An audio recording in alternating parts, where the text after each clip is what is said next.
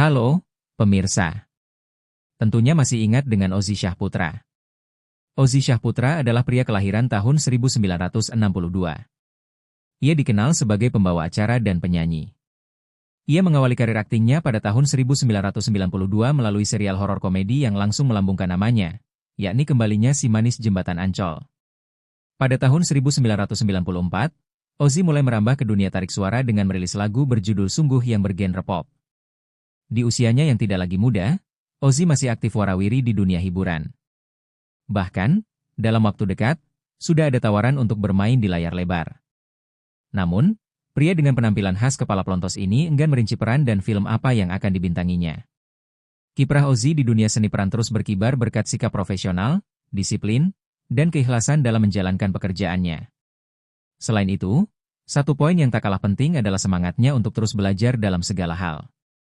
Melejit lewat perannya sebagai si manis jembatan Ancol tentunya menjadi berkah tersendiri bagi Ozy, sehingga namanya bisa disejajarkan dengan artis-artis papan atas tanah air. Ditemui dalam sebuah acara pembukaan restoran di kawasan Serpong, Tangerang, Ozy berbagi cerita seputar perjalanan karirnya. Halo, Bang Oji, apa kabar? Ya, alhamdulillah. Nggak terduga ya bisa ketemu di sini ya, di restorannya Bu Epi ya. Iya, kita lagi makan enak nih. Lagi makan enak nih kayaknya nih.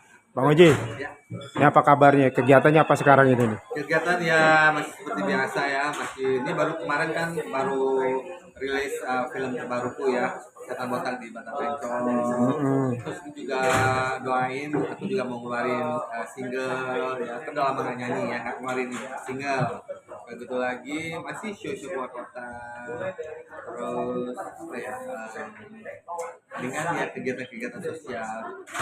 Gitu. Ini ngomong-ngomong sekarang usia berapa nih, Mas Oji? Usia 60 lah. alhamdulillah mau jalan 63.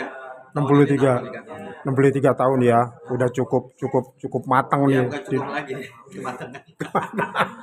Nah, ini di usia yang udah nggak muda lagi, udah boleh dikatakan senja, tapi masih bisa dapet tawaran main film di mana-mana segala macam, mengalahkan artis-artis yang muda yang rindu akan job nih. Itu gimana kiatnya tuh? Ya alhamdulillah ya dalam umur yang sudah senja ini ya, masih dipercaya gitu, tenaga saya masih dipergunakan ya. Terus banyak orang juga masih senang kepada saya. Itu semua ini saya pertahankan dengan tidak gampang loh. Tidak gampang karena semuanya tuh harus semua tuh harus dengan usaha ya, karena nggak ada sesuatu yang langsung jadi langsung, itu nggak ada, instan itu nggak ada, tetap mesti ber berusaha berpayah-payah berproses, nah itu. Oke. Jadi nggak semua tuh nggak ada yang gampang, karena gini, kayak saya ini, saya tetap masih belajar dan saya tuh nggak malu belajar sama anak sekarang. Saya masih Gitu. kan banyak istilah-istilah anak sekarang gitu ya kan, yang saya apa tuh nggak paham gitu, apalagi kalau lagi syuting kan banyak istilah-istilah anak sekarang itu yang saya nggak ngerti gitu kan. Nah itu pokoknya nggak perlu, pokoknya jangan pernah malu untuk belajar.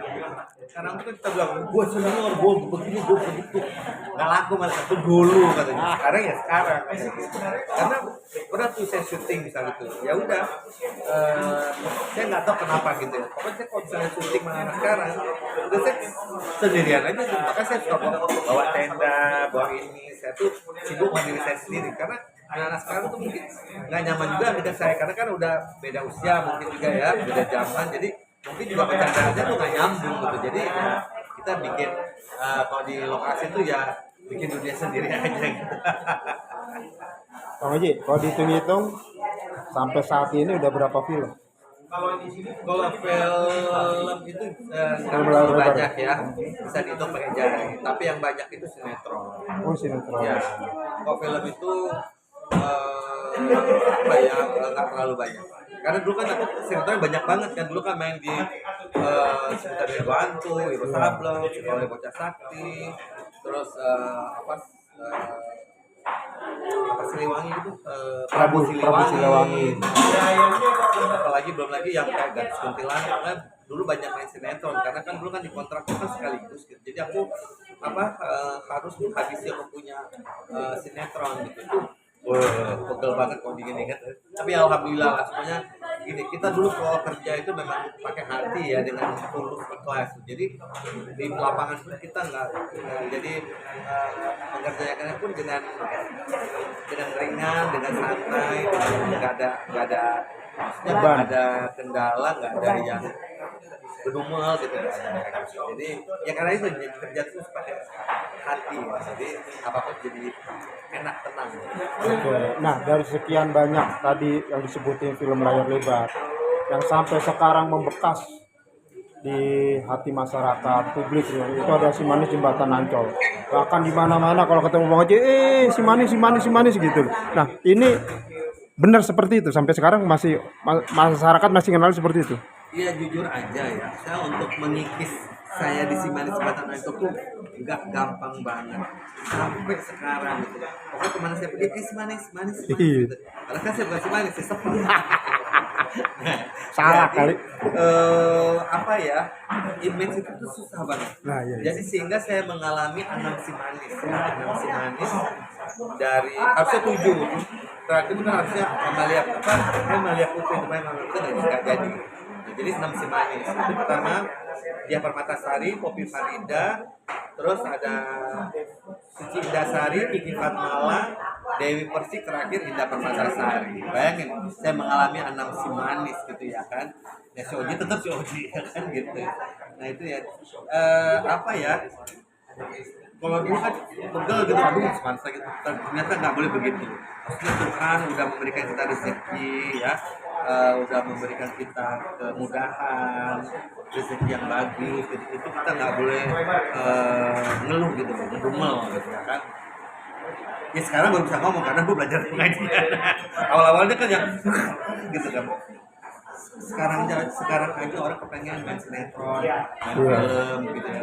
Aku pikir gini kan, orangnya kepengen, kenapa gue nggak harus menjaga. Nah itu tadi kenapa, jadi lihat supaya bertahan tuh ya harus menjaga. Pertama jaga kelakuan ya, etika.